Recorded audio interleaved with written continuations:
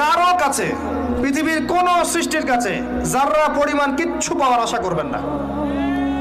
একটু আশা করবেন আপনি কষ্ট পাবেন। কারো কাছে কোনো আশা করতে যায় না, শুধু আল্লাহর কাছে আশা করেন। সমস্ত কাজের প্রতিদান আল্লাহর কাছে চান, পরকালে আপনি সুখে থাকবেন ইনশাআল্লাহ। শেষ হাসি আপনি হাসবেন ইনশাআল্লাহ। এছাড়া আমি কোনো সলিউশন দেখি না ভাই। আমি কলিজা থেকে কথাগুলো বললাম আপনাকে, আর যে কথা কলিজা থেকে বের হয় সেই কথা আপনার কলিজার মধ্যে আঘাত করবে ইনশাআল্লাহ। সব কাজ শুধু আল্লাহর জন্য করেন, কেউ আপনার আপন না। আল্লাহ ছাড়া কেউ আপনার আপন নয়। আপনি ভুল করবেন যদি আপনি অন্য কাউকে আপন মনে করেন। আপনার পলিটিক্যাল লিডার, আপনার প্রশাসনের স্যার, আপনার পরিবারের স্ত্রী, আপনার সন্তান, হাবি হাবি যা যা আছে, যদি মনে করেন আমার আপনজন, আপনি ভুল করবেন। সবাই সবার স্বার্থ চেনে, সবাই সবার স্বার্থ চেনে। শুধু আল্লাহ আপনাকে নিঃস্বার্থভাবে ভালোবাসেন, আল্লাহ পাক স্বার্থ চান না। সারাটা জীবন পাপ করে থাকলেও একটা বার দাঁড়িয়ে খালি বলেন আল্লাহ আস্তাগফিরুল্লাহ ওয়া আতুবু ইলাইহি। মন থেকে বলেন আল্লাহ আমি ভুল করেছি, আল্লাহ আমাকে মাফ করে দাও। এক মুহূর্তের মধ্যে আল্লাহ পাক আপনার সমস্ত গুনাহগুলোকে নেকিতে পরিবর্তন করে দিবেন ইনশাআল্লাহ। আল্লাহ ছাড়া কেউ নাই আপন।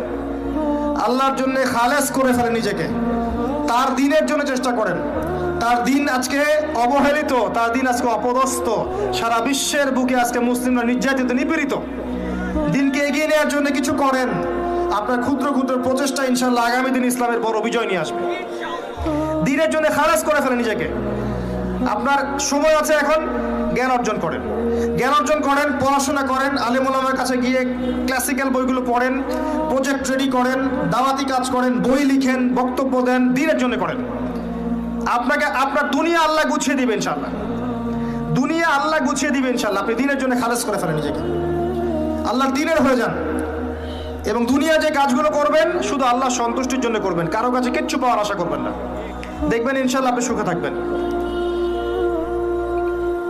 একটা পর্যায়ে গিয়ে নূহ আলাইহিস সালামকে বলতে হয়েছে রব্বি আন্নী মাগলুবুন ফান্তাসির। আল্লাহ 950 বছর দাওয়াত দিলাম, মানুষ কথা শোনে না, মানুষ শোনেই না।